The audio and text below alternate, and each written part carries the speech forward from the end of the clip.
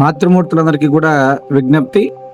విద్యా సంవత్సరం ప్రారంభమై విద్యార్థులందరూ కూడా చక్కగా మీరు మీ పిల్లల్ని తయారు చేసి పాఠశాలలకు పంపిస్తుంటారు. కాలేజీలు కావచ్చు, పాఠశాలలకు పంపిస్తుంటారు. ప్రతి ఒక్కరు కూడా పంపించేటువంటి క్రమంలో వారికి బాక్స్, వారి డ్రెస్, అదేవిధంగా వివిధ రకాలైనటువంటి వస్తువులన్నీ కూడా సరిగ్గా ఉన్నాయా లేదా అని చెప్పి మనం 1-2 సార్లు చూసి వాళ్ళని పంపించేటువంటి ప్రయత్నం మనం చేస్తుంటాం.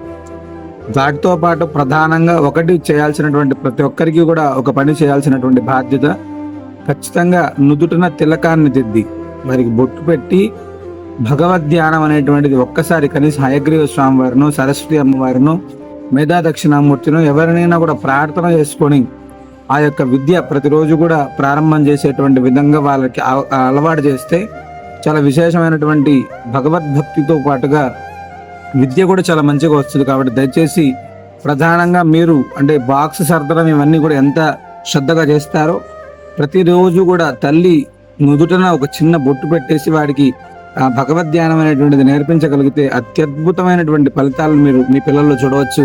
వారి యొక్క మేధాశక్తి పెరుగుతుంది, వారిలో క్రమశిక్షణ ఇవన్నీ కూడా బ్రహ్మాండంగా పెరుగుతాయి. కాబట్టి దయచేసి ఈ ప్రయత్నం ప్రతి ఒక్క తల్లి చేయాలనేటువంటి విజ్ఞప్తి చేస్తున్నాం. సర్వే జనా సుఖినో భవంతు.